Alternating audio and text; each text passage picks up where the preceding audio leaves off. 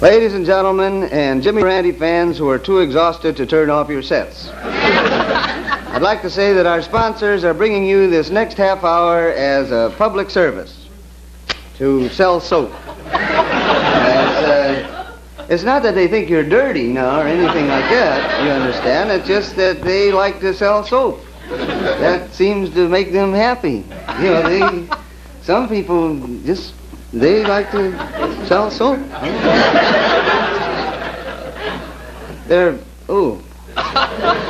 Darn these filter tips.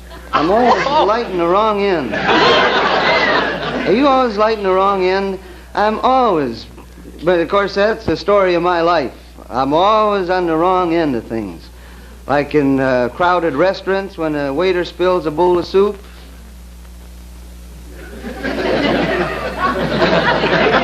And like take fires, you know, public fires. Like when the policeman says, everybody step back, I'm the guy they all step back on.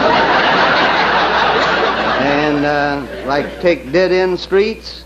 I am possibly the only motorist in the country who ever went down a dead-end street, turned around, and then discovered that the other end was dead too. And there we were, my wife and I, trapped in a cul-de-sac. Fortunately, this particular time, Alice was wearing 3 petticoats, and we could spell out help. So there you are.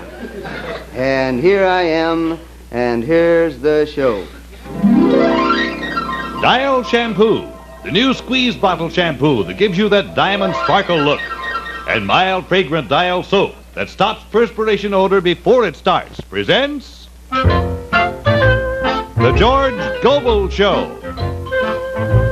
Starring George Gobel. With Hollywood's Jeff Hunter. Ravenna, Ohio's Peggy King. Alder Ray's Jeff Donnell. Our very own John Scott Trotter and his orchestra.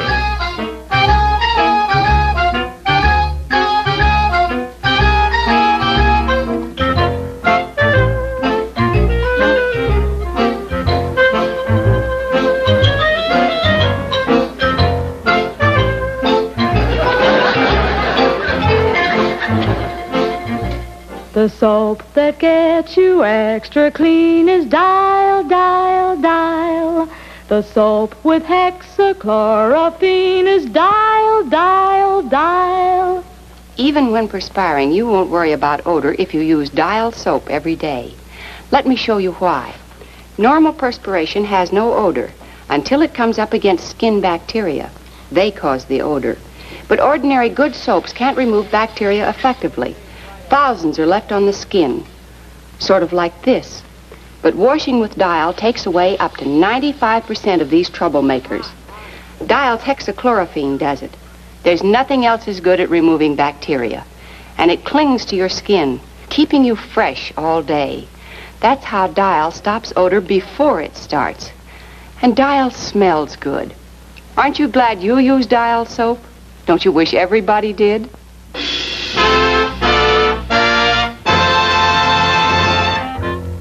Now settle back and relax, friends, for here's the star of our show. The young man who now finds himself on the wrong end of a television set, George Gobel.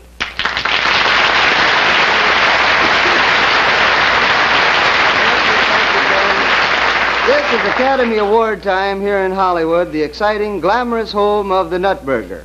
Also the Golf Burger. And also the Wish Burger. And a friend of mine named Sam Burger. Now, see, the Academy of Motion Picture Arts and Sciences is about to give awards for the best performances, but they won't give any awards to the fellow who really does the truly hard work in the movie business. So tonight we honor the unsung heroes of the mighty cinema industry. Our first annual award to the best movie-goers of the year 1954. The envelope, please.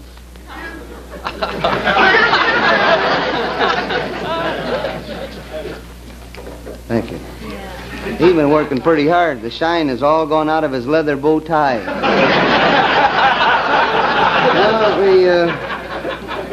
For the outstanding performance by a male moviegoer during the year 1954, the award goes to Mr. Emmanuel Kant of Chagrin Falls, Ohio.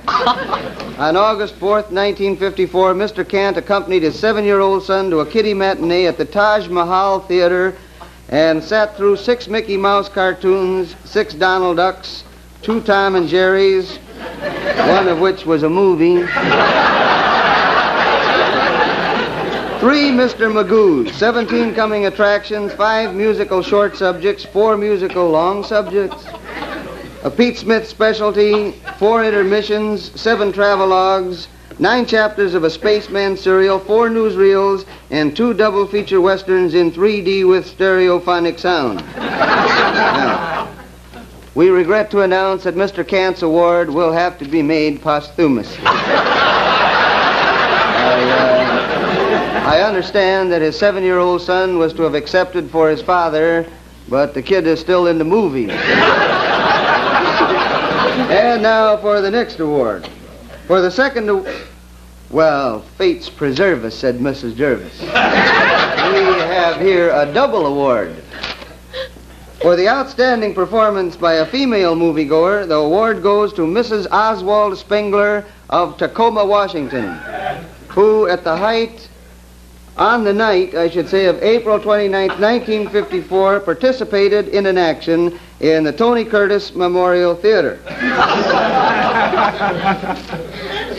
Mrs. Spengler, with utter disregard for her own safety and entirely surrounded by 6 ushers, an assistant manager, a cashier, and 2 popcorn girls, all of whom had falsely accused her of attempting to sit on the main floor with a balcony ticket, and armed only with a large pongee pocketbook, stormed her way from the mezzanine, through the powder room and main lobby to arrive victoriously at 8th row center, where she sat triumphant until she was hosed down by the fire.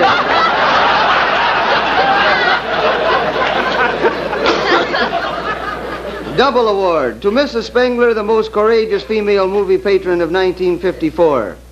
Award number 2, and she won this one going away. The soggiest. And now for a few special awards. To the most ingenious movie exhibitor of the year, to the Center brothers, Irvin and Leo, proprietors of the Love Nest Drive-In Theater at Great Neck, South Carolina, who increased their attendance 360% in 1 week by not showing any movie.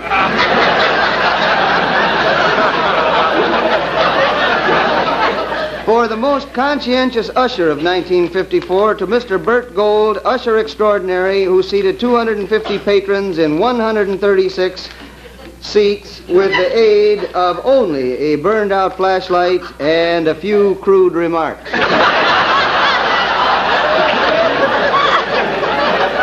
Now for the outstanding technological advance of 1954, to Miss Dora Sherry, Newark, New Jersey, candy counter salesgirl at the Acropolis Theater, for making 230 gallons of orange juice from a single orange.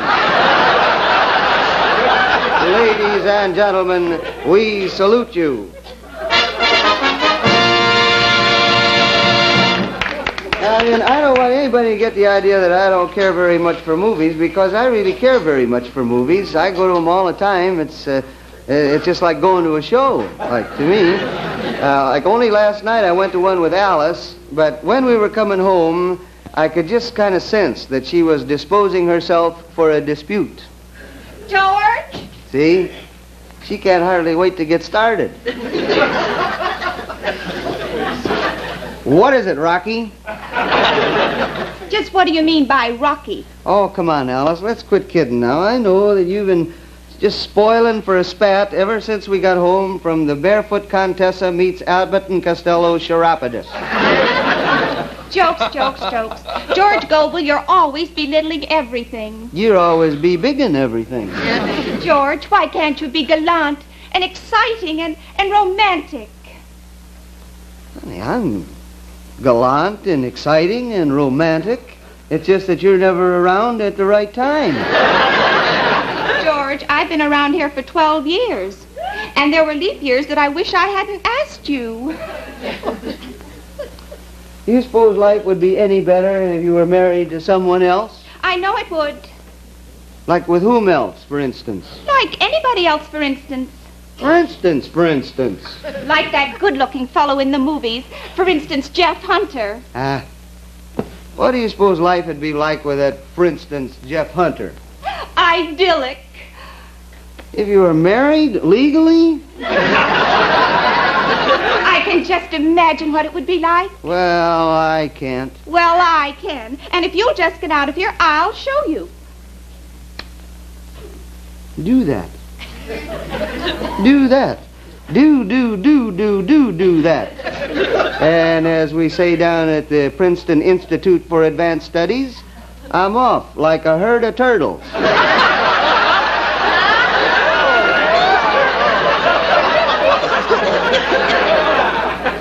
Now, while Alice is getting ready to show me something, our sponsor is getting ready to show you something, so please pay very close attention because, as I previously mentioned, they do like to sell soap. Yes, they do. Smart teenagers are finding that Dial soap is made to order for their complexions. Know why? Surface blemishes are often spread and made worse by skin bacteria, and ordinary good soaps just can't remove them effectively. Look, they leave thousands of skin bacteria, sort of like this. When you put on makeup, they're free to cause trouble underneath. But washing daily with Dial clears away up to 95% of them. For Dial contains hexachlorophene, the most effective bacteria remover known, and it clings to your skin. So Dial protects your complexion all day, even under makeup. That's why teenagers, and their mothers too, love gentle Dial soap.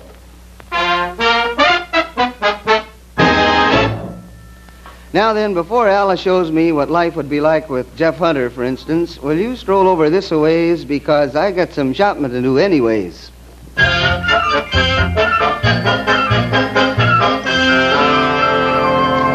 Peggy. Hi, George. What are you doing here? Oh, I'm returning this gun I got from my little cousin Danny. Gee, Dad, a Jean Autry air rifle. What are you doing here, George? Oh, I'm here to return a little gift that I bought for Greg. It's a Anthony Eden yo-yo. What are you going to exchange it for? Well, I don't know, but I know Greg would be crazy about that there air rifle right there at Aaron. Really? Mm-hmm. Well, that's funny, because Danny's a real big Anthony Eden fan. Really? Yeah. Shall we? Let's. Okay. Now, George, I have to go now and sing my song. Oh, Peg, sing your song right here. See, I'll tell you what, you stand right on this mark right here, and I'll give you a cue. Okay. You see that target back there? Uh-huh. All right, when you hear the bell ring, you sing. Oh, George, you think you can really hit that? Don't you ever worry about old Annie Oakley Gobel, Peg. I got an eye like a house detective.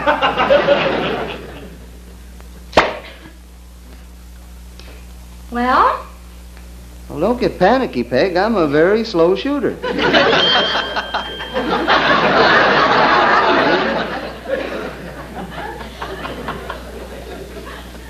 A little love that slowly grows and grows, not one that comes and goes. That's all I want from you. A sunny day with hopes up to the sky, a kiss and no goodbye. That's all I want from you. Don't let me down, or show me that you care. Remember, when you give, you also get your share. Don't let me down, I have no time to wait. Tomorrow might not come when dreamers dream too late. A little love slowly grows and grows, not one that comes and goes. That's all I want from you. Don't let me down, oh, show me that you care. Remember, when you give, you also get your share. Don't let me down, I have no time to wait. Tomorrow might not come when dreamers dream too late. A little love that slowly grows and grows, not one that comes and goes. That's all I want from you.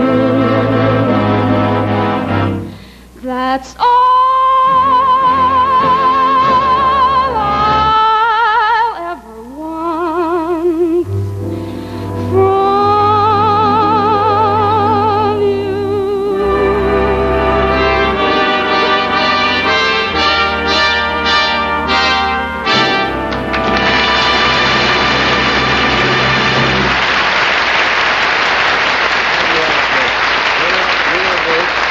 Peggy, that is prettier than pink popcorn in a purple Coke. Oh, thank you, George. You're welcome. And I would like to thank John Scott Trotter for his beautiful arrangement of the song. Thank you, Peggy.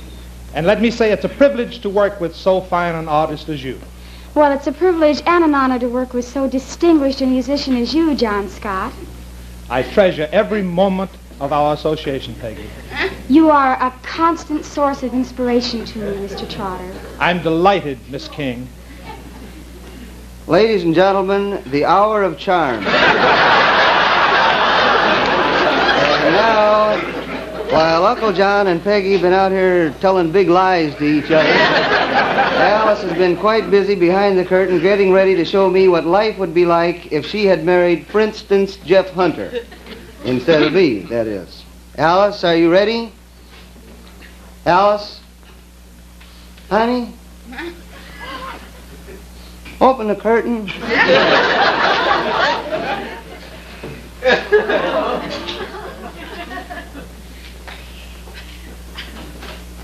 Hoot.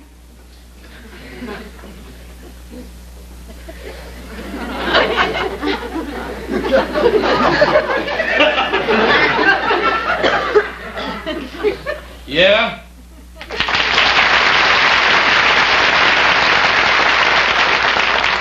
What do you call this? Research. Oh, come on now. Break it up now. Cut it out, you guys. Come on now. Let me get in there, Alice. Now, you just move back there like that. You get out of my house, you male starlet, you. George, in this scene, I'm married to him. Yeah. So you get out of my house, you trial-sized Sonny Tufts. Trials. I just double dare you to make me.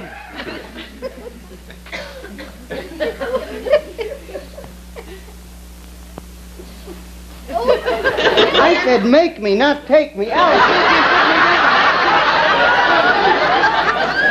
Isn't this wonderful? George is jealous. Oh, this is going to be so much fun. Now, you make like it's 5:30 in the afternoon, and I'm Mrs. Jeff Hunter. And I'm waiting for my handsome husband to come home from a hard day's work at the studio. Now, everybody watch. You especially, George. I'm watching. Hark! My Jeffrey's at the front gate. He's at the garden gate. He's at the bridge. He fell in the moat.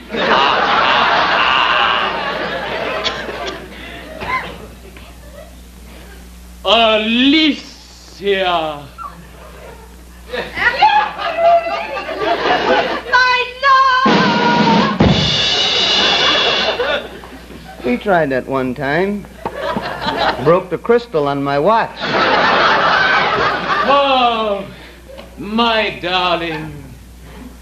Poor vous. Oh, poor little moi. To the rarest of jewels, this bauble. Oh. Fine husband, he doesn't even know her size.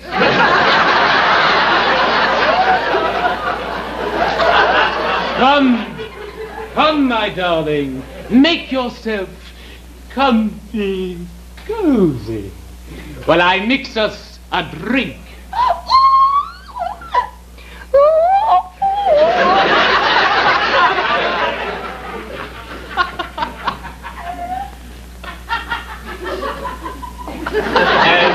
Ambrosia. Fine recipe for ambrosia. He left out the lanolin. That's the stuff that makes it smooth. To my darling. All day long, I've been hugging Susan Hayward. Kissing Marilyn Monroe. And dancing with Deborah Paget.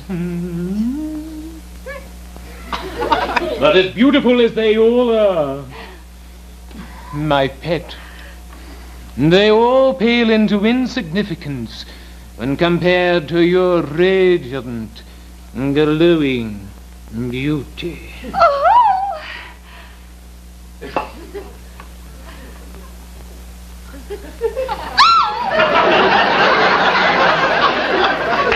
See, George? Yeah, I can see. I can see pretty good. He can't see worth a darn, but I can see George, go on, my gallant, handsome, appreciative husband. Oh, I've had about enough. Alice, I get the idea of the thing. Close the curtain out there, but don't anybody go away, because I'm going to whip out of this setting right around in front, and I'll explain the whole thing to you.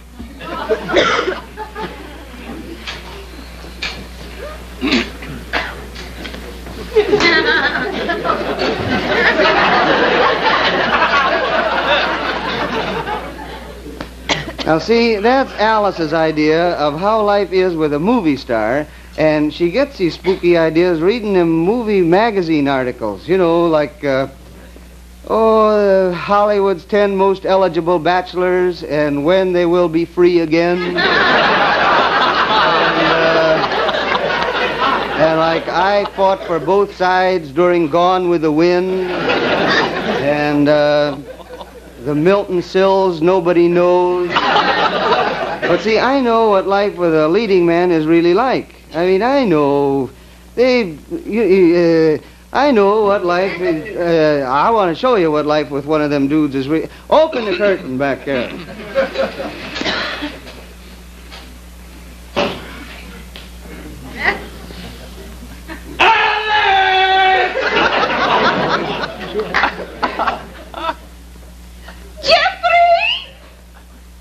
Now look! Don't you start that. My lips are tired from kissing Susan Hayward all day long. My arms are aching from hugging Marilyn Monroe. My feet are killing me from dancing with Deborah Paget. Tonight, I got to go to a preview of a picture starring 3 people I can't stand. This morning, Luella Parsons misspelled my name. And to top off everything, I gotta get up at 4 o'clock in the morning and go on location with a herd of goats. Jeffrey! So stop that nagging!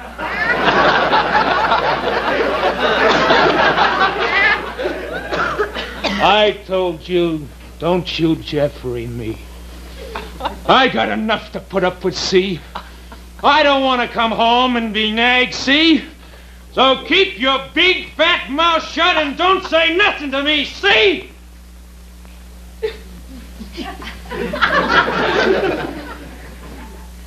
Georgie!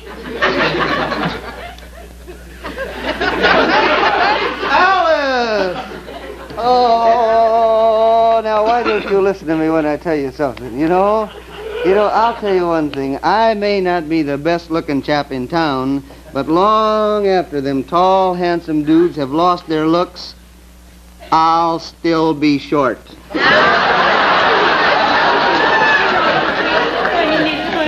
Yeah, well, will you excuse us? We'll be right back. We just got maybe our friendly announcer could slip in a few friendly words here. Well, all righty. And tell everybody the George Gobel Show is brought to them by the makers of Dial Shampoo, the new squeeze bottle shampoo that gives you that diamond sparkle look, and mild, fragrant Dial soap that stops perspiration odor before it starts.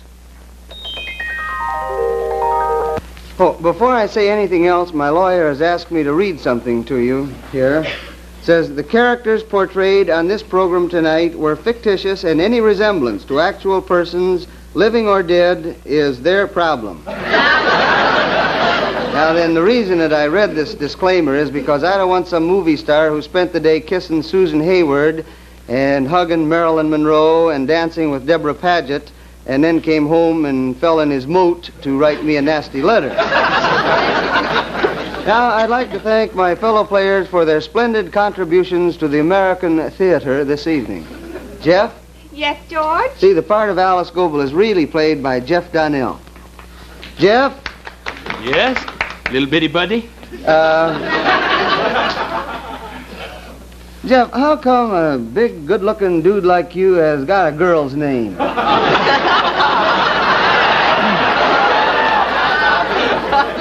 Well, you see, George, Jeff is really my nickname. Oh. My real name is Alice. Well, that clears that up nicely, I would say. Now, where are you going after the show, Alice?